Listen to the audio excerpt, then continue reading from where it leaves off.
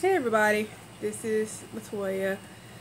Excuse me, I am now, believe it or not, 27 months post-op from having an RNY gastric bypass surgery. And I am just making a video letting you guys know that I'm okay. I'm going to make a separate video, which is about another topic. Similar, related, but a different topic.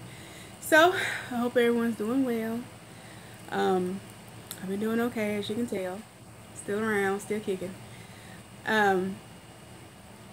Just wanted to check in, and first of all, let me thank all of my new subscribers, as well as my old ones that's hung in here with me and kept up with me and everything. And I know a lot of you all keep up with me on Facebook too. And if you want to add me, I'm on there as Latoya Loving Me Jordan. So I'm on there, and forgive me if you guys have sent me a friend request and I may have shot it down or something. It's more than likely because I don't know who it is or something like that. I have to be careful of who I add on Facebook because my ex-husband is a stalker. He will create fake profiles and fake people so that I would add them, and he can be all in my business. So don't take it to the heart. It's just me being cautious. But sometimes I can kind of figure out if it's somebody that's adding me for weight loss reasons because we'll have mutual friends. So if anybody I denied or something like that, I want to apologize. I wasn't being snooty or snobby. Just being careful. But anyway, doing well, and I have, believe it or not, I know I haven't been commenting a lot, but I am watching a lot of you guys, old and new, on YouTube. Quite a few neos that's on here now. The community has really grown. I mean, even since I joined over 2 years ago, it is amazing how large the weight loss community has gotten here on YouTube. But in watching, I have to say this, and this is not to make anybody feel bad, to make anybody feel guilty or anything, but I am very concerned with what I'm seeing out here with the neos.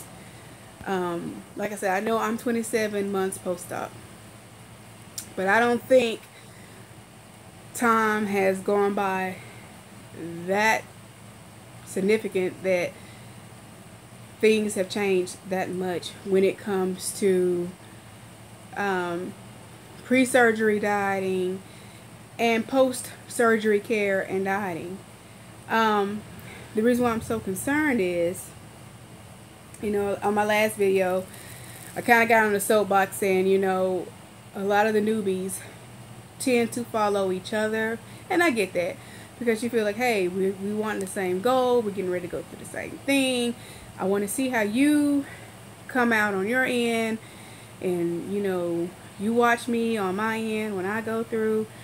But I emphasized in my last video that before you get on here, and I don't mean these are the newbies, I'm talking about old and new, before you get on here and claim that you know a lot about these surgeries, you have to know both sides to weight loss surgery. That's the good, the bad, everything. Because what's going to happen is if you keep following the neos and you keep following people who you feel, you know, killed it, you're going to set yourself up for disappointment. Because, like I said before, everyone is not going to kill it weight loss surgery. For those of you who don't know what I mean by kill it, a lot of people get excited when they see someone who weighed, you know, 250, 300 pounds or whatever, and they see that this person has lost 150, 175, 200 pounds. Everybody is not going to do that. So you need to see those you may consider a failure. You need to see those who they did pretty good but not as well as they could, and you need to see those who killed it. You need to see all levels of those who have gone through weight loss surgery, because one thing for certain, you don't know where you're going to fall before you have your surgery. I was on here, I was excited seeing these people drop this tremendous amount of weight, and I was like, oh my god, I can't wait till I have mine, and I'll be a size 2, and I'm going to look like this and that. Well, you know, come to find out, though, yeah, I did pretty good. You know, you're looking at someone who used to be 432 pounds. I didn't kill it. I didn't know that I was going to be one who lost slowly. I didn't know that I was not going to make it to Wonderland. You don't know these things. So I'm hearing a lot of people saying they're disappointed because instead of dropping, they gained. Or they're disappointed because they didn't drop 60 pounds in the first 4 weeks like Miss Brown, WLS, did. Well, that's why you need to look at a variety of people, especially the veterans, because as time goes on, it's hard when you have your surgery and you're trying to adapt to the diet and the changes.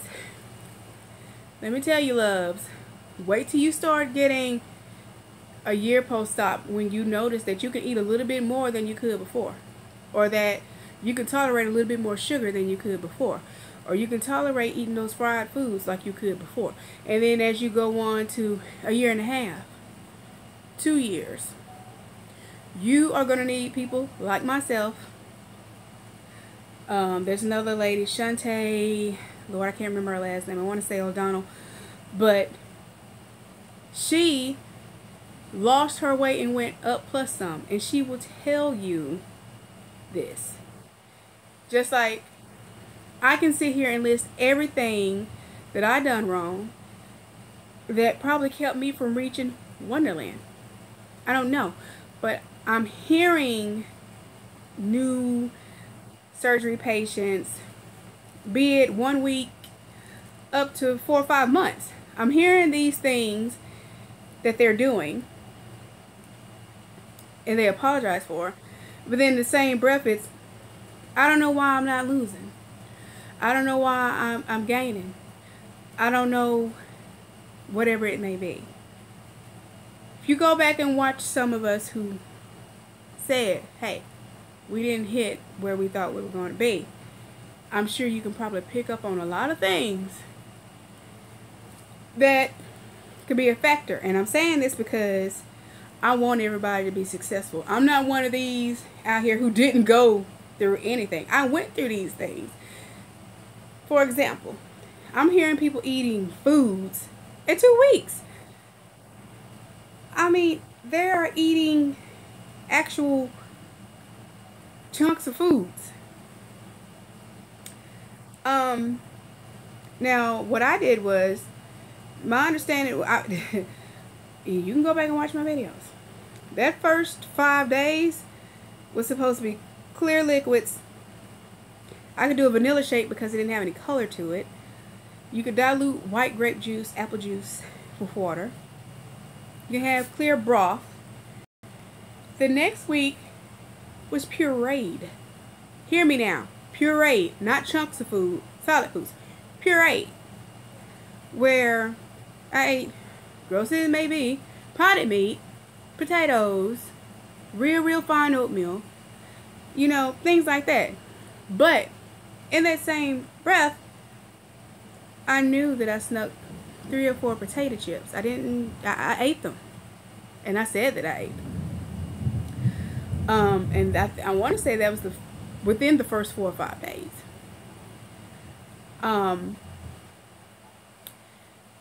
Puree week, I don't think I really tried anything risky. I think my granddad made some homemade beef stew that I love, and I could tolerate that because he made it so soft and he, you know, made it real fine where I could eat that. But I know when I hit 2.5 to 3 weeks, when you could eat soft foods, and that's week 3. soft foods. I tried manwich.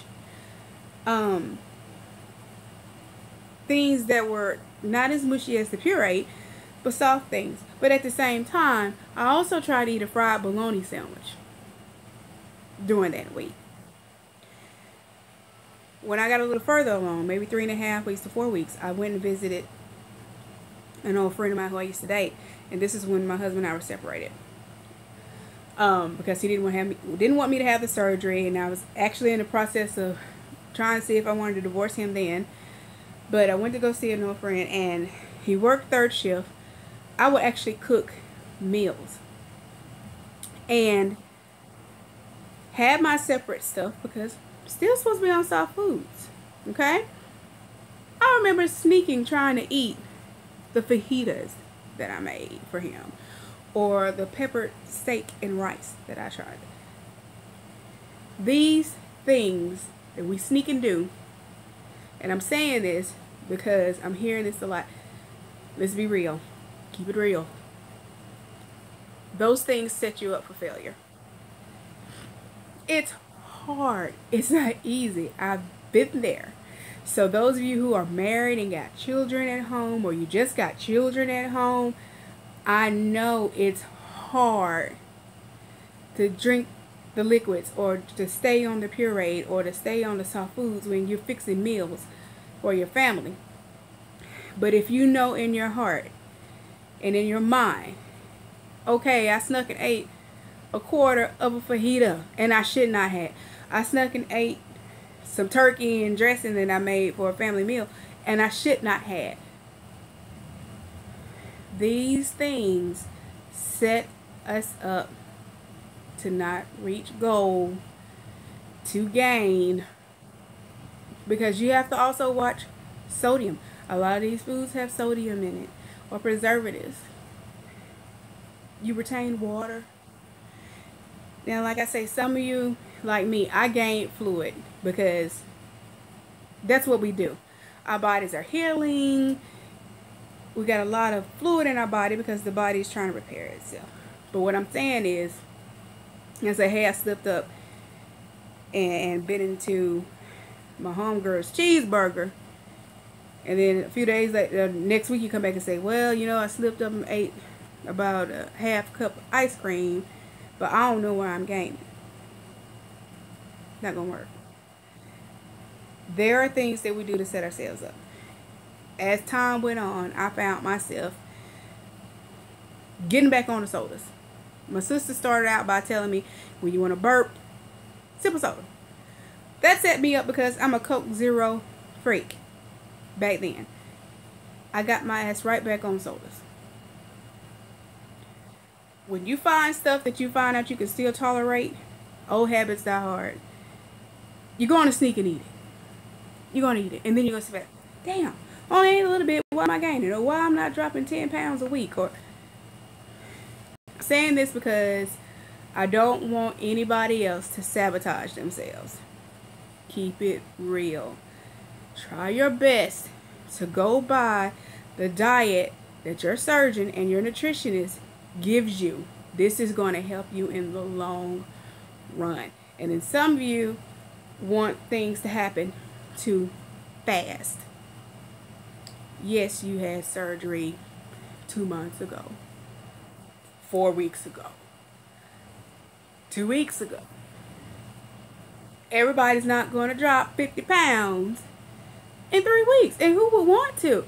Because then you'll start looking sick and like a crack addict. You don't want to look like that. You don't want to look unhealthy and malnourished. You don't want that. Give your body time to do what it needs to do.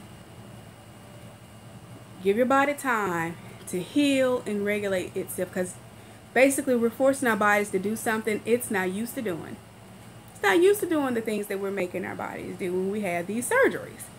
You're going to have to be patient, but at the same time be realistic with yourself.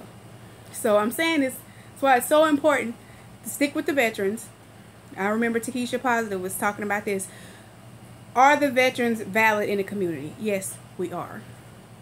It's just a lot of people aren't taking advantage of it. They're too busy looking at the ones who've dropped 150 pounds, 175 pounds. We are valid because everybody's not going to do that.